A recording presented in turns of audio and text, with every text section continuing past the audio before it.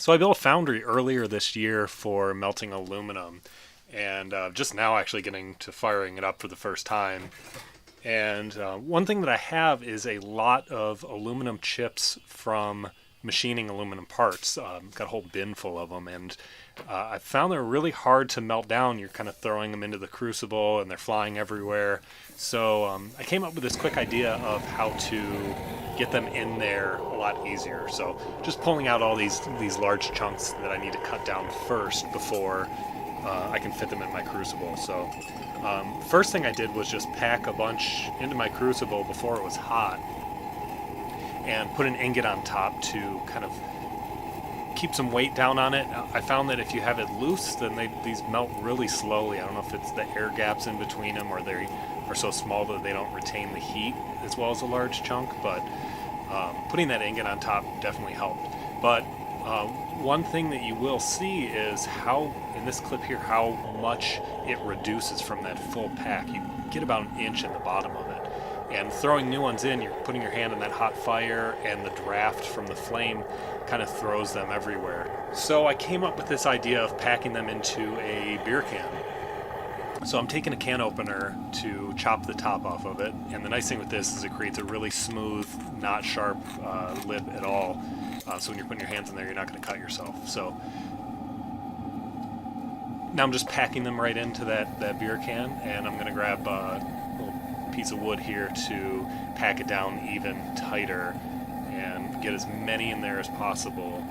And this way you can take this whole chunk of the beer can with the aluminum shavings in it and drop it right into your crucible. So your hand's in the forge for half a second, and you're not losing a bunch of chips from the draft blowing it everywhere. So get the lid on.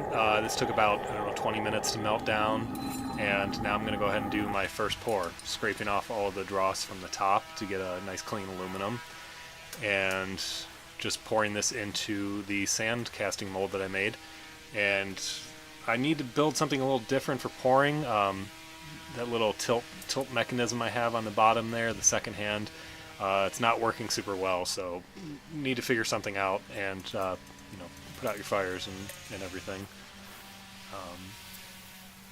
So all in all, I think the little beer can method worked pretty well at getting a lot of those chips in there, even though they do melt down quite a bit.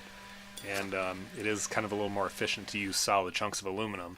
But like I said, I have over 155-gallon drum full of them, and then another 2 bins the size it was in this video. So I don't really want those to go to waste, and I thought this would be a good way to reuse that aluminum. Now I'm just breaking out my sand molds here, and one thing I am doing is brushing off the burnt sand.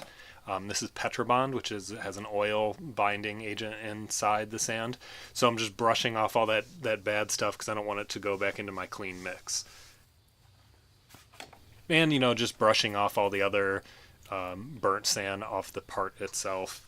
And this is my first pour. So I'm pretty happy with the way it turned out. The skull on the right there didn't turn out as good as I wanted.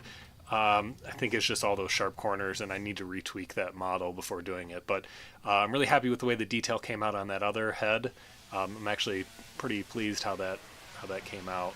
I didn't think it was going to pull that much detail from it. So hopefully you learned something. If you've got a bunch of aluminum chips, give it a try melting it down.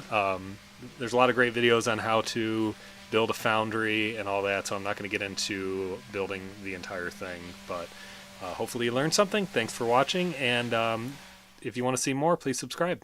All right, bye.